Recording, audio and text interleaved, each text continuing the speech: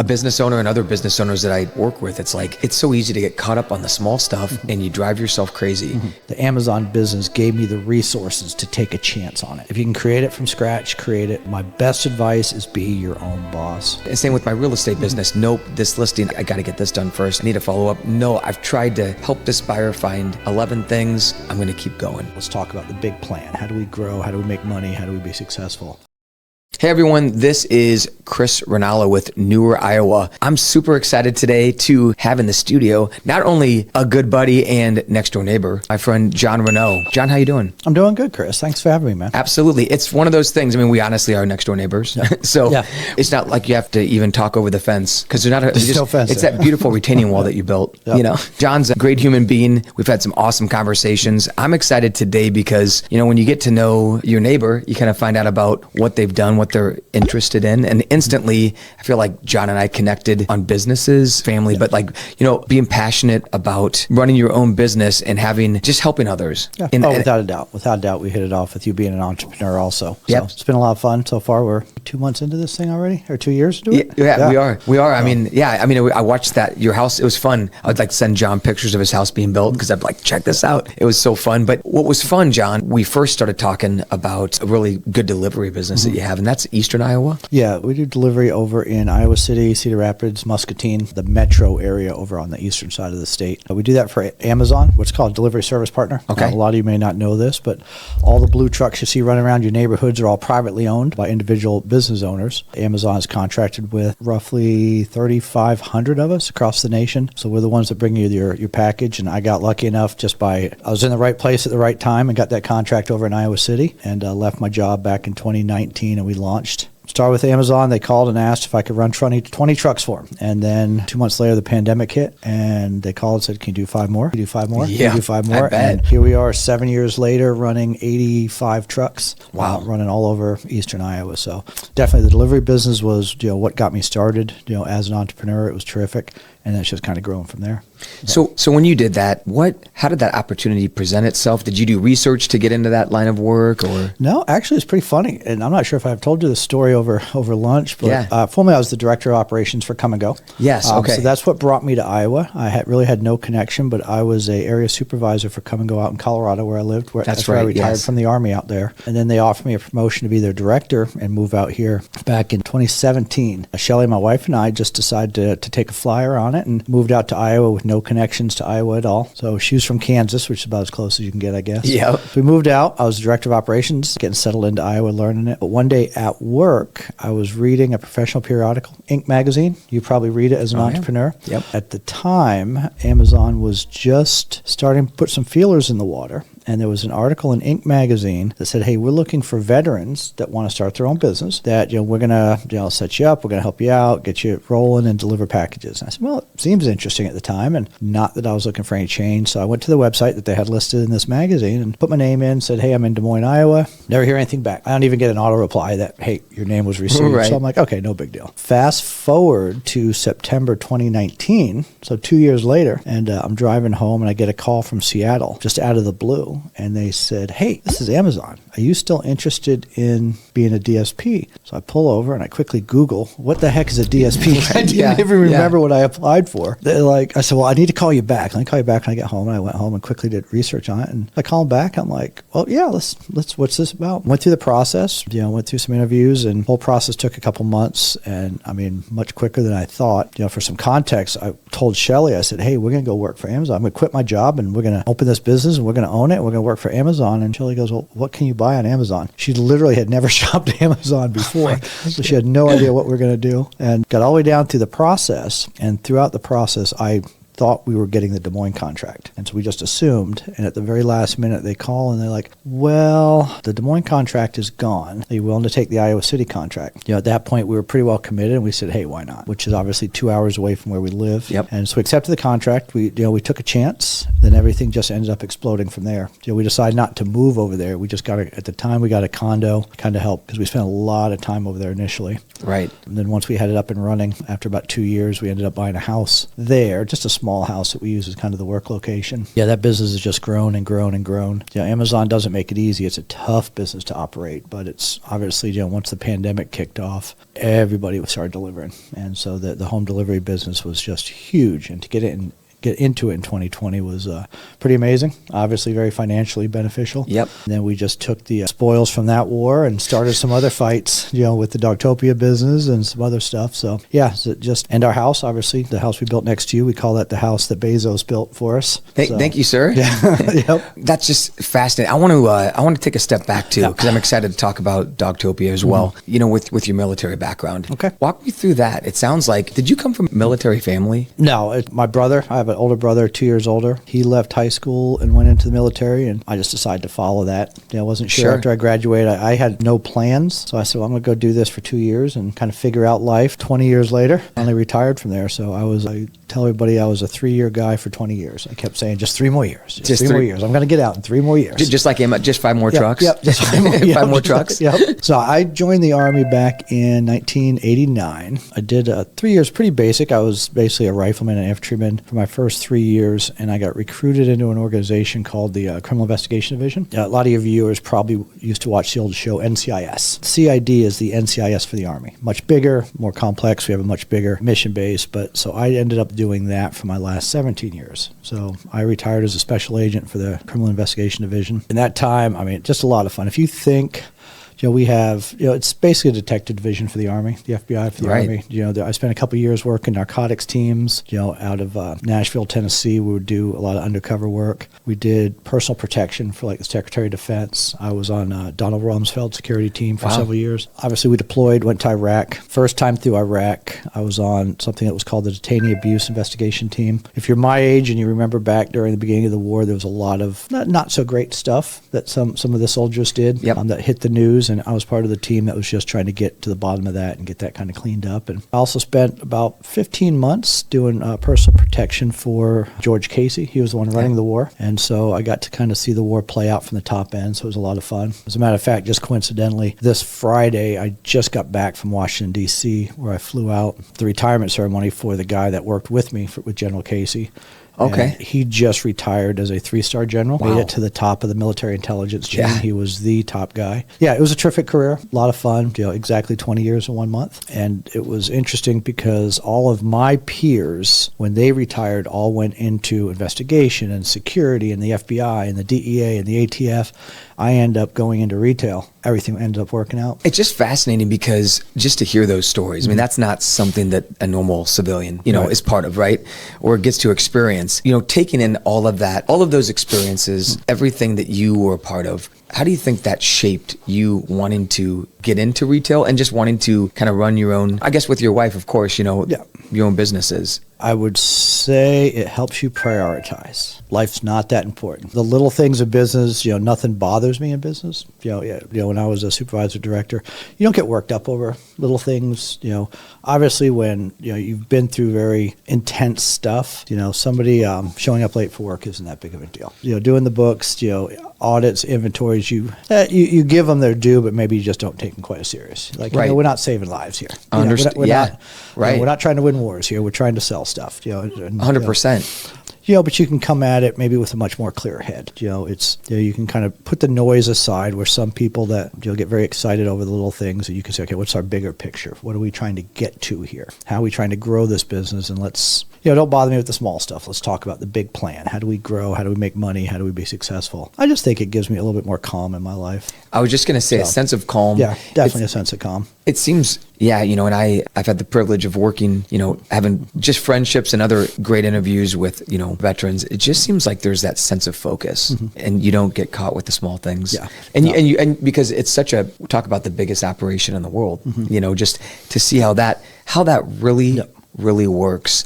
And I'm sure you went through it where you're like, when you're in the military, there's only so much you can do, right? Yep. And like when you're running a business, because you have to talk to the other hand or the other department or whatever, and you're waiting, just like anything. It was funny. I always look back, General George Casey, he was the general that I guarded. I look back as probably one of the smartest guys I've ever met, one of the smartest guys I've ever watched. And just part of his job was trying to rebuild the government of Iraq. And and he would spend hours and hours in these meetings with the Iraqi politicians. And what he taught me, what I think I took away from him is you have to know when to say good enough is good enough. You may want perfection, but at some point you have to be able to say, it's good enough. And a lot of people don't get that part of it.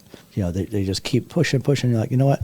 That's good enough. Let's move on to the next thing. And that was one thing I took away. He used to come out of those meetings, be like, the president just doesn't understand. This is never going to be the U.S. They're never going to be an American government. There's just culture differences and everything else. But yeah. And some people don't understand how I can just be like, hey, it's good enough. Well, no, it's not. Yeah, it's good enough. Let's move on to the next thing. So it's going to be okay. To me, what an amazing thing to take away from the military to translate into business. Because I think a lot of people want their business to be perfect. Yep. I'm not done until I know from like the musical side of me, they always say a song's never completed, it's just abandoned. I learned that. I remember for a long time, I'm like, nope, no, it's not done. Yeah. And same with my real estate business. Nope, this listing, I got to get this done first. I need to follow up. No, I've tried to help this buyer find 11 things. I'm going to keep going, or even if they want to take a break. But I think what I learned from it is it just takes time. And sometimes you're better off just moving on to the next thing. And you've done what you can. You've exhausted your options. And I'm sure you learned that a lot with the Amazon business, and we'll get into Dogtopia. Probably that attitude has saved me in Amazon, because Amazon is absolutely miserable to work with. They are a horrible company. And so being able to say, okay, that's good enough. We've hit this line, and I'm not going to stress about this. I'm not going to expect perfection. Yeah, it makes it easier. I mean, you don't get worked up. You're not going to die of a heart attack, because you're worried about the little stuff. Do I want my business to do great? Do I care if every metric is being hit? I really don't. As long as people are being taken care of, folks around you are happy, and you're making money, you're probably doing okay. Absolutely. Worry about the little things is what just makes you go gray and makes you hate your business. It does, and I think that's a great lesson. I think a business owner and other business owners that I work with, it's like it's so easy to get caught up on the small stuff, and you drive yourself crazy. And it might be something that you're just honestly kind of creating. Yeah. You're letting it take over. I think that also can take the fun out of it. Yeah. Right. Because you're still doing this. Yes, you want to make a living, and you and Shelly want to have a nice life together, but you also want to have some fun. Yeah. Right. A line that I use a lot with my wife, who is also my business partner, as you know, she does the HRs, and it drives her nuts, is my line is, I pay somebody to worry about that. She's like, well, what's going on with this? I don't care. I pay somebody to worry about this. Somebody else does it, and I'm just going to trust them to do it the way they're supposed to do it. Yeah, it drives her insane, because she is not that. She is very much wants to have a little bit of everything, wants to have control, thinks I should know about everything going on. If it's not directly impacting my revenue, I pay somebody to worry about it. Yeah, she's pretty funny with that. It just drives her insane. She's like, fine. So, that mindset, though, I think most of us would love that, right? To have that, to just be able to naturally be like, I'm not going to worry about it. And it took me a long time to get there. It's contrary to the entrepreneur mind. As an entrepreneur, you think you have to do everything, and you also get into the mindset that I can do it better. If you can step back and say, well, I'm going to have Chris do it, and I may think I can do it better than Chris, but I'm going to be okay with Chris's way of doing it. I'm going to be good with good enough. Then you'll start to relax a little bit. Shelly sometimes thinks that everyone that we hire needs to do everything our way. I don't care how they do it, as long as it gets done. And I don't have to do it, because if I wanted to do it, I wouldn't hire somebody to do it. So that's the thing. But sometimes as entrepreneurs, they feel like if they didn't do it, it's just not being done well. And that's where they exhaust themselves. They just drive themselves crazy. If I kept that mentality, there's no way I could successfully be operating 3 separate businesses without just being nuts all the time. And so it kind of goes against what a lot of business owners think is, I just have to do it. I have to do it. No, if you have an employee, just let that employee do what they need to do, as long as they're not, hurting it. Right. If it gets done, it gets done. It doesn't have to be your way. So I like that a lot too, because I think it's easy to, at that point, it can be, not only are you kind of in misery as the entrepreneur, but so are the people that work with you, because you're they feel like you're micromanaging. Yeah. They can't have an influence on things. Yeah. I think it's nice now, because our managers over at the delivery business, I show up there about once every other week, and still even now they're like, why are you here? That's when you know that you've stepped back enough that they kind of have it, because they don't need you there, but they're still being successful. 100%. Now, is everything they do the way I would do it? Of course not. But unless I want to pick up and go back over there and leave my beautiful house and stay there and do everything every day, that's not what I want to do.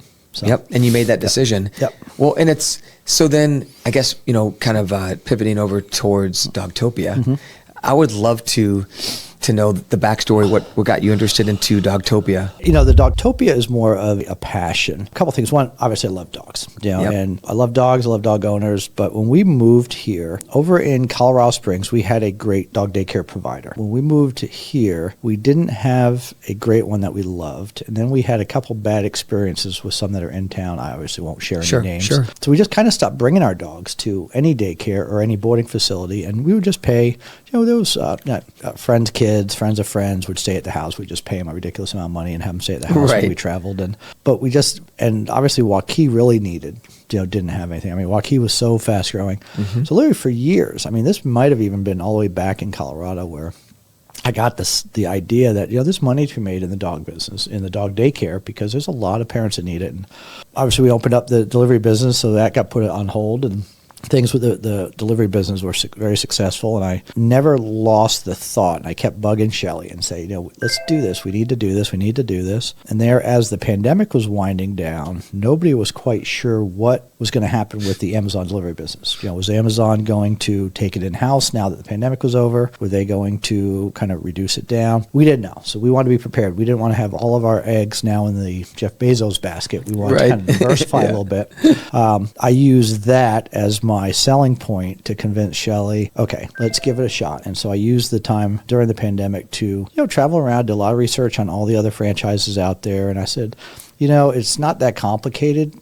I could probably do one myself. Going back to my original point, I'm not that creative. And you know how much time it would take to have to design everything and think through it and come up with your policies and your paperwork. Yes, you could do it. And a smart, high energy, excited young person could probably do it. I'm not that person. So I said, you know what? I need a franchise. Let me find the best franchise. And turns out that, Dogtopia is the best one in the nation right now. Plus they're based out of Scottsdale, where we absolutely love going to Scottsdale anyway. So we can, and the brand itself couldn't have been a better fit for Waukee. It's young, it's vibrant, it's energized, it's wellness focused. It's just even the bright colors and the mascot just feel like it fits into Waukee. And I said, this is just a great fit for this up and coming community. Let's do this. I sold her on it. She still thinks I'm a little crazy, but she loves the dogs like me. For us, it's for the dogs. We love it. The business is growing. We've had the challenges have not been the dogs. The challenge has been the people. We've had some staffing challenges. Sure. Because I am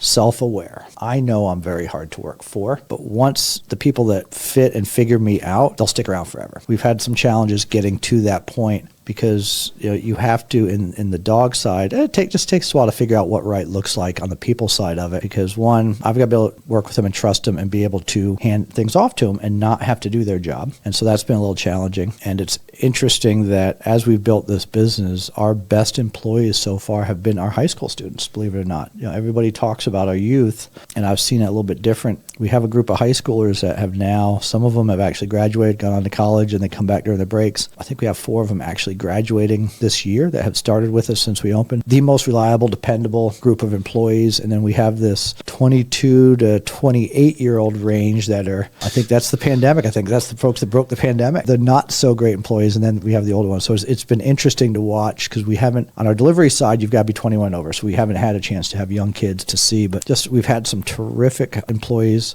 It's been our leadership challenge. Now that I feel that we are figuring it out, I didn't want to push to grow the business until I was comfortable with the team. And that was, we didn't open the business to make a bunch of money. We opened the business because we wanted a great dog daycare in Waukee. Obviously, it's going to have to make money at some point. Or Shelly will kill me.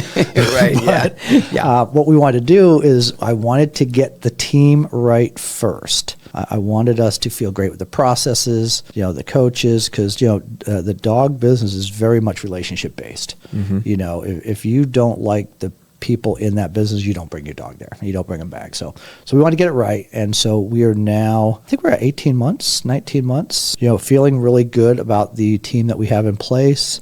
The pet parents that have been with us through these changes have been terrific. We have got, hundreds of dogs now that come in, and everyone feels like my dog. I mean, literally, I feel like I could just take every one of these dogs home with me and would just grow in this great community in Waukee. And we have the best customers in the world, because if you're a dog owner, you're already a great person. Absolutely. We already know that. Yes. And all of our customers are dog owners. So we already know that. So it's a terrific business. It's growing rapidly. We are already looking at talking with the landlord about expanding into the next bay. That'd be exciting. We are hitting our 75-80% capacity very quickly. And so we could add in another 60 dog capacity if we expand into the next bay. Wow. So we might be doing that pretty soon. But no, the business is going well. And for anybody that doesn't know, we're located out on Gettysburg Lane, which is right next to where Kinship Brewing used to be. We picked that street because it was a terrific brewery with a dog park, and we thought it would be a good complementary business, and they went bankrupt almost to the month we opened. They shut down, which kind of sucks, but they just opened the Back Nine Golf Simulator in our building, which I just went and tried out yesterday, which is another great new business in town. And so that is a couple of young entrepreneurs just opened that place up, which is a terrific build out, a lot of fun. That's a great spot for There's another gym in our building too, the 815. We've got some stuff coming in out there. I mean,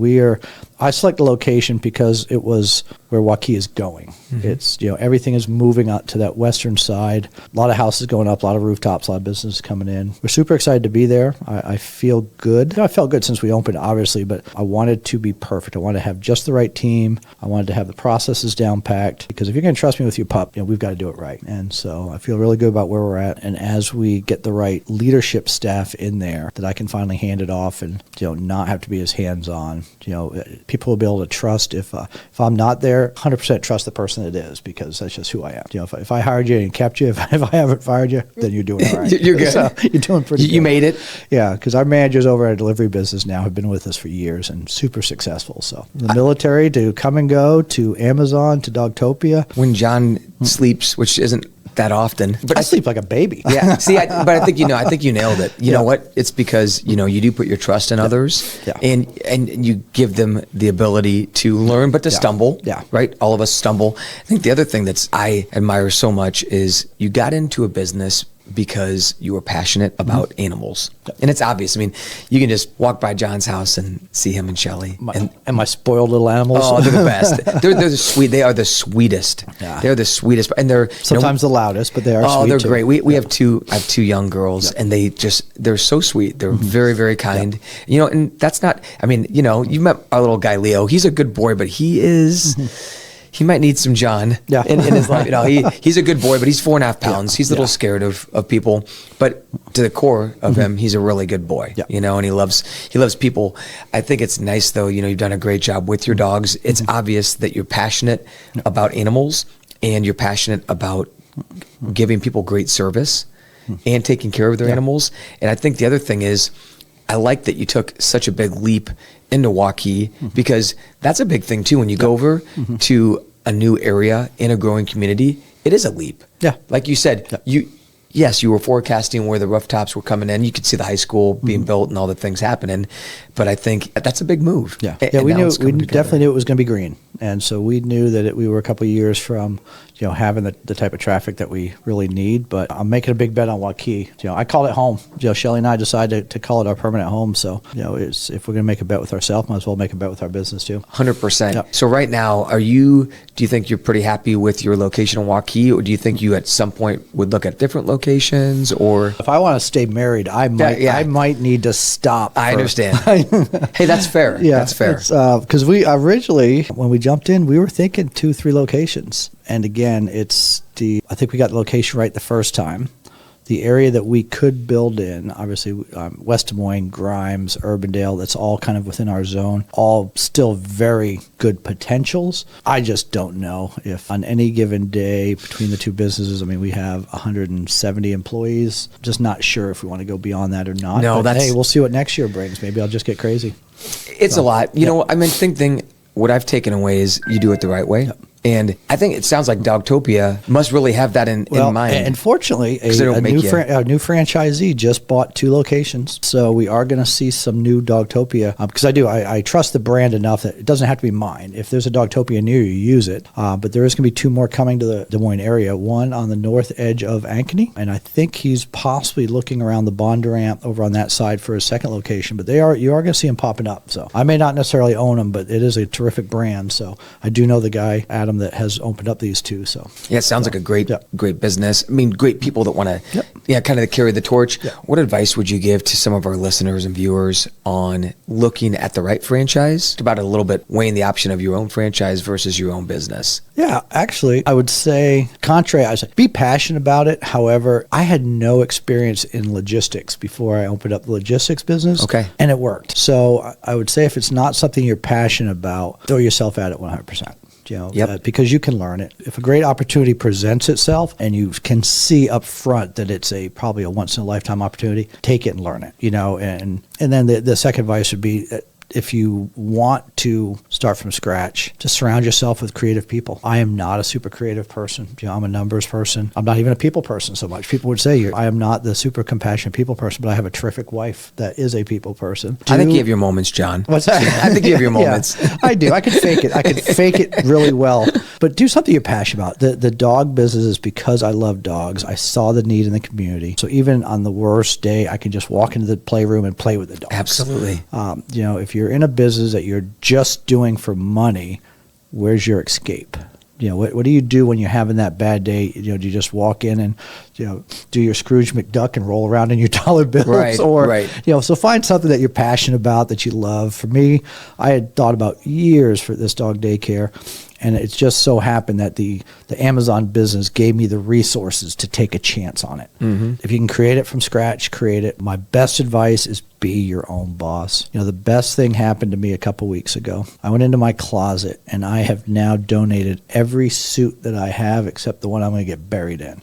Okay. All my jobs in years past have been all the way from come and go to as a special agent, suit and tie, suit and tie, suit and tie. I have one suit. I got rid of all of my suits and ties and shirts, and I was like, I'm my boss now. I can dress like I'm homeless if I want. Be your own boss, make your own rules, and just, if you want to wear a suit, great, but do it because you want to. Do it because you want to. But do it. I mean, be your own boss. Get out there. There's so much opportunity to make money right now. I am 50-something years old, and if I can do it, man, there's so many smart, 30-year-olds out there that could just be crushing it. Like if AI was around or if Google was around when I was in high school, I would already be king of this world. Yep. So there's a lot of folks a lot smarter than me. So just get out there, have fun with it. Be your own boss. Open a business. Sell something. Take a chance. Yeah, take a chance. And you never know how it's going to work out, but just have fun with it. Don't take yourself too serious. If you're not being shot at, it's not that big of a deal. So. See, and that's it. I think that's the big takeaway. Yep. Leverage your relationships. Yep. let other people help. And give them a chance to help, give them a chance to stumble. Honestly, now being a parent, I've learned as being a parent, you have to let your kids stumble. Yep. You can't be there to catch them, and then you can't say, nope, this is the only way to do it. Sorry. So I think that's awesome advice on your end. Yeah, don't ever ask me for parenting advice. So John's like, listen, my set of skills, all right, they're here. They stop at some point now. I was a really good parent for like 12 years, but apparently you need to do it for more than that. So yeah. I think it's a lifetime thing. Yeah. Unfortunately, it's a long term. Don't let him cut himself short. But I've enjoyed it. I've had a great time. I mean, we're 7 years into the first business, 2.5 into the second one. Wouldn't change a thing. I mean, just the ups, the downs. I consider myself very lucky. I mean, an opportunity presented that we were able to say yes to. We're having fun. Even on our worst days, we don't work for anybody. Our worst days are still pretty good. So now everyone can see why it's so fun having John and Shelley next door. It's just great conversations, but John is how he appears. Cool as a cucumber, just focused, and you know what? Keeping the mission, right? Just keeping the mission at the top priority. And I think that's great. I think it's easy to get caught up and get in your own head and think, why am I doing this? Why should I try this? I'm comfortable right now.